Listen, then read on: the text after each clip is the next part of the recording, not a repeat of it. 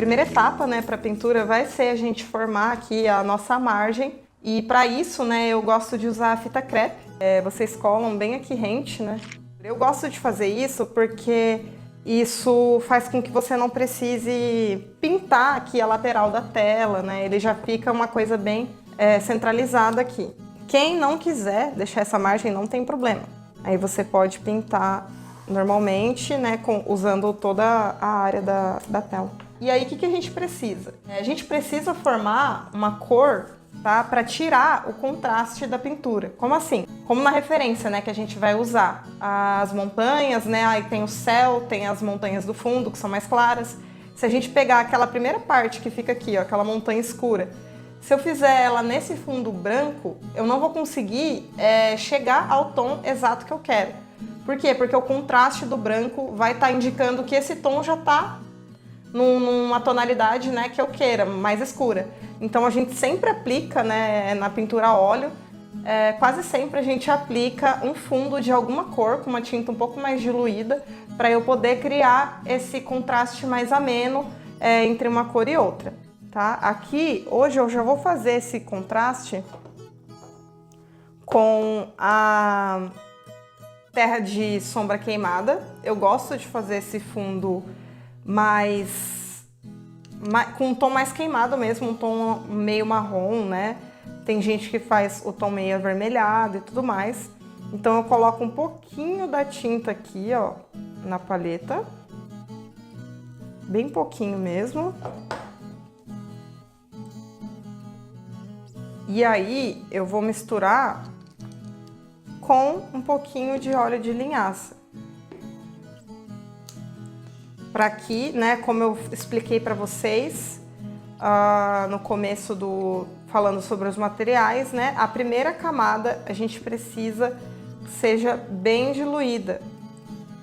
A tinta óleo ela é assim, você precisa fazer uma camada fina, né, em cima de uma grossa. Então, eu vou diluir bem aqui. Eu vou colocar um pouco de branco para não ficar um fundo muito escuro e não mudar a tonalidade do azul do céu, que é bem clarinho, né? Então, eu vou colocar um pouquinho do branco de titânio também.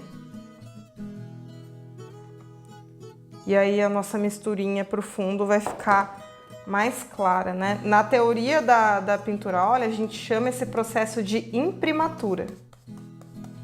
A gente está tirando, né, esse branco da tela para começar de fato a fazer nossa pintura.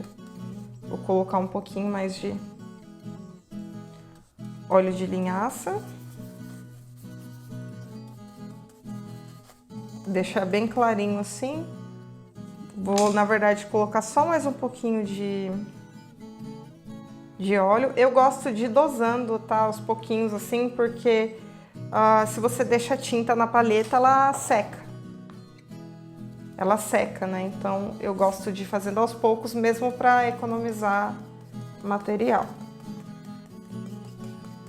E aí, já aproveitando esse processo de imprimatura, né, na tela, eu vou mostrar um pouco para vocês das técnicas de pincelada básicas, né?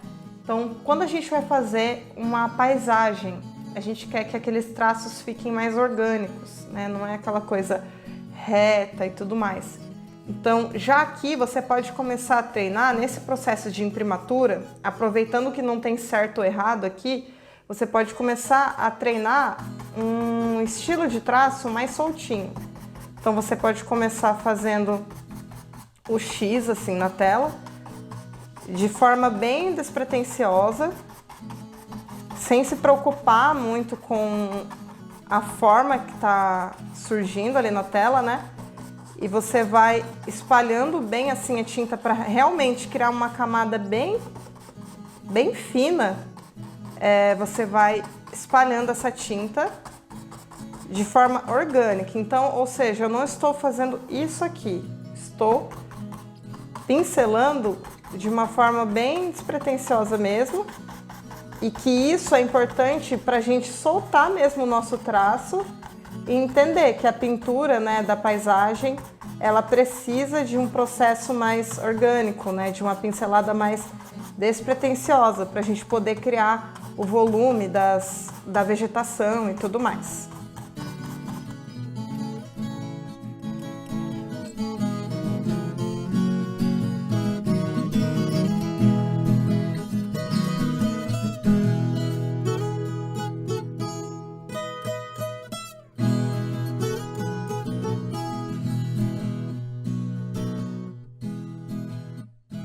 Bom, para essa parte aqui da imprimatura, eu usei um pincel com a cerda mais grossa, né?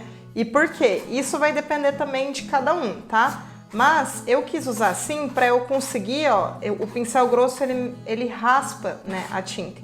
Então eu gosto dessa parte da imprimatura com essas falhas, que cada pessoa, né, tem um estilo, gosta de um jeito, e eu quis deixar ele assim.